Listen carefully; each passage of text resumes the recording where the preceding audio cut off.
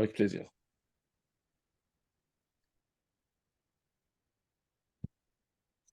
Salam alaikum wa rahmatullah. Rebonjour, mes très chers amis. Je suis très heureux d'être parmi vous encore une fois dans cet après-midi pour discuter cette fois-ci d'une autre thématique qui est la prise en charge en ce qui concerne la prise en charge du diabète de type 2. Alors, de l'étude UKPDS à l'étude GRADE qui a été publiée en 2022, qu'avons-nous appris au fil des ans? Donc, je tiens à remercier d'abord la Ligue marocaine de lutte contre le diabète qui m'a invité à parler de cette thématique intéressante dans ce 12e colloque international du diabète et de nutrition. Et je tiens à préciser que je n'ai aucun conflit d'intérêt par rapport à cette présentation. Donc, pour discuter ces thématiques, il était important d'abord de parler de la chronologie et les objectifs des différentes études, parce qu'il y avait trois principaux objectifs à chaque étape et à chaque partie des études. Et après, on aura la réponse à chaque objectif des études. D'abord, la première réponse sur l'impact de l'équilibre glycémique sur les complications macro- et microvasculaires. Et puis, on verra l'impact des médicaments sur les complications micro- et macrovasculaires. Et à la fin, euh, c'était la réponse à l'étude GRADE qui était quelle molécule choisir après l'échec de la metformine. En ce qui concerne la chronologie, c'était d'abord ça, on a commencé dans les années 98 par l'étude du KPDS, et puis il y avait d'autres études qui avaient le même objectif, l'étude ADVANCE, l'étude ACCORD, l'étude VAT. Et en 2008, on a été bouleversé par le changement des lignes directives de la FDA, et puis même son homologue européen en 2011 qui a changé aussi, où on a obligé à chaque médicament qui va être mis sur le marché d'avoir des études de sécurité cardiovasculaire. Et c'est généralement ce que vous voyez, les études qui vont venir juste après 2008, on aura tous ces études de sécurité cardiovasculaire qui vont apparaître. Et à la fin, vous voyez en 2022, où on a l'étude GRADE qui va apparaître pour définir la place du choix des médicaments, le choix des médicaments après l'échec de la metformine. Donc, les questions qui ont été abordées dans les trois euh, types d'études. Alors, la première question, c'était est-ce que baisser l'hémoglobine glycée permet de prévenir les complications chroniques du diabète? On va voir la réponse après. Est-ce que la deuxième question a surtout s'est interrogée sur la sécurité d'emploi des molécules antidiabétiques au long cours qui vont venir, et c'était surtout après l'affaire pioglitazone sur des études, on va dire, observationnelles, qui a été démentie après. Et la troisième question, c'était quel agent antidiabétique le plus efficace à choisir après l'échec de la metformine? Donc, en ce qui concerne la première question, c'était ces études-là. D'abord l'étude UKPDS, et puis l'étude ADVANCE, l'étude ACCORD et l'étude VAT, qui ont tous essayé de répondre à la question. Et il n'y avait pas que ces études-là, ça c'est les études randomisées, mais les études post-interventionnelles ont suivi pour pouvoir répondre à la question, même après relâchement de la randomisation. Et donc, le schéma des études, de ce type d'études, c'était on va randomiser les patients en deux bras, un bras de traitement intense, où on aura une baisse importante de l'hémoglobine glyquée, et un bras de traitement conventionnel, où on aura une hémoglobine glyquée qui est aux alentours de 7,5. Ça veut dire on aura quand même une différence qui dépasse 0,6 à 0,7% entre les deux bras pour pouvoir réaliser ce type d'études.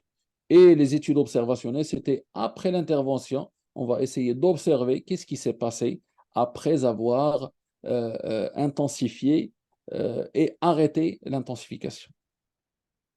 Alors les résultats, c'était clair.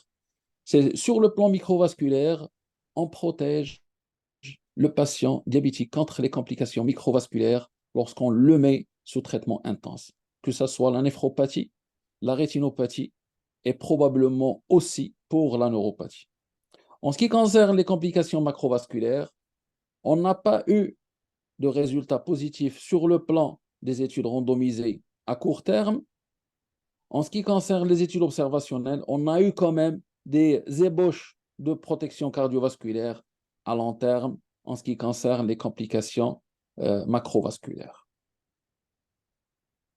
Maintenant, après 2008, comme on a dit, on a eu d'autres types d'études qui étaient les CVOT, les études de sécurité cardiovasculaire, qui étaient, comme je viens de dire, qu'ils étaient étalés depuis l'année 2008 et où on a essayé de revoir la sécurité cardiovasculaire de toutes les médications, les inhibiteurs de DPP4, les glyphosines, les analogues de GLP-1, que ce soit oraux ou les analogues de GLP-1 injectables, même l'insuline et le thiazolidine diol.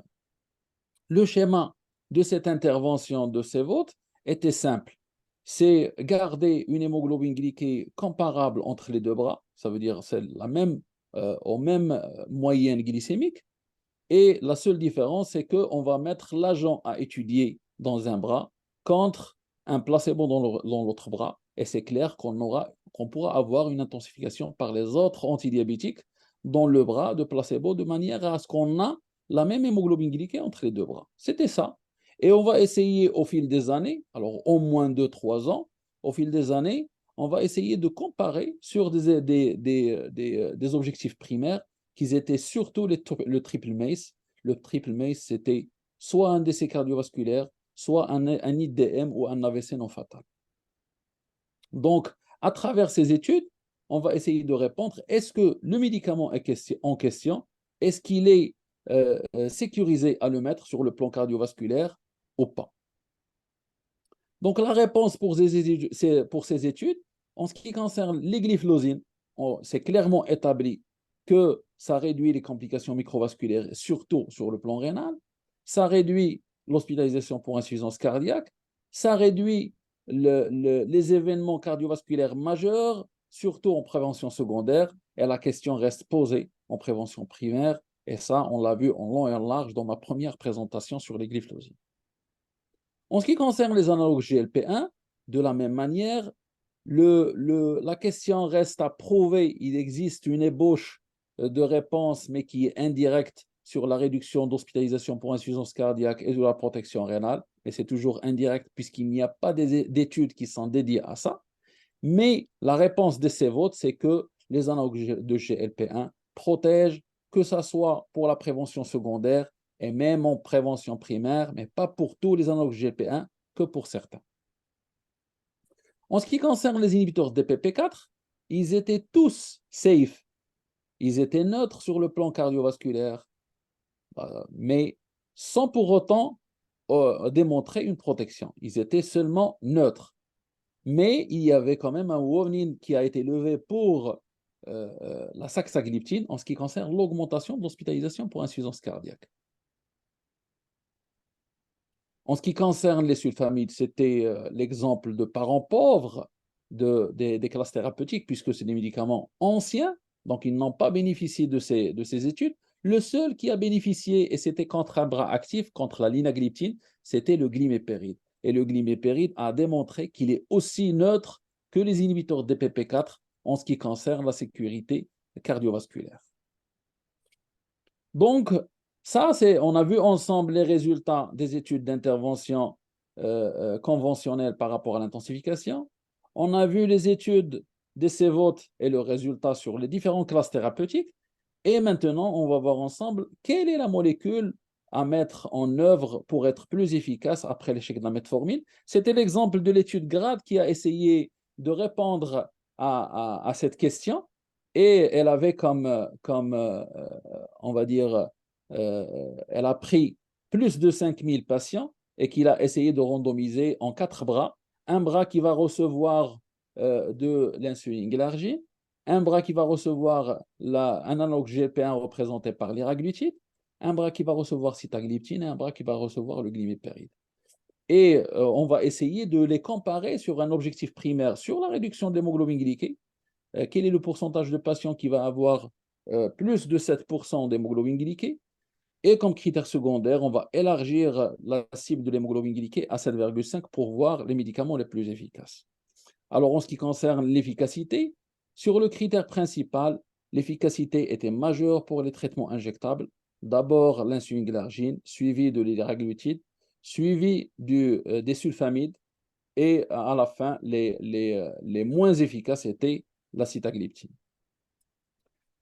Encore plus dans l'objectif secondaire, pour avoir une hémoglobine glyquée au-delà de 7,5%, on aura toujours l'efficacité qui est suprême pour l'insuline glargine, suivie par liraglutide et après glimepiride et sitagliptine. Et si on veut les schématiser, ils vont être schématisés. On a quand même un rapprochement entre les traitements oraux et un autre rapprochement avec les traitements injectables. Tout cela pour dire que la molécule la plus efficace était l'insuline glargine, mais sans oublier de préciser que sur le plan de perte de poids, les analogues GLP-1 étaient les médicaments les plus célèbres en ce qui concerne la réduction de poids. Et en ce qui concerne les hypoglycémies, on s'est étonné de voir que les hypoglycémies sous insuline glargine étaient seulement moins que le double par rapport au liraglutide et sitagliptine.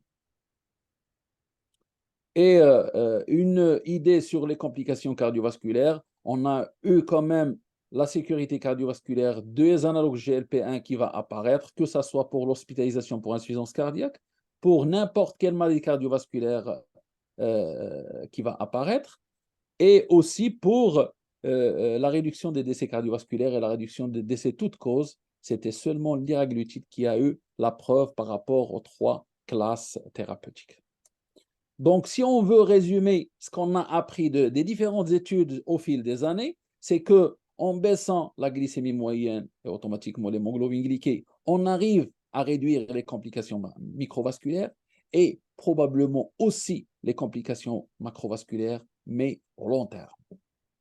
En ce qui concerne les études de sécurité cardiovasculaire, ça nous a fait apparaître de belles molécules, les glyphosines et les analogues GLP-1, et ça a bouleversé les recommandations à partir de 2018, où on a exigé de transiter vers une approche d'organes cibles plutôt que l'approche ancienne qui était la glucocentricité. Et on a la preuve maintenant que les glyphosines et les analogues GLP-1 sont protecteurs sur le plan cardiovasculaire, mais aussi sur le plan rénal et sur le plan d'insuffisance cardiaque.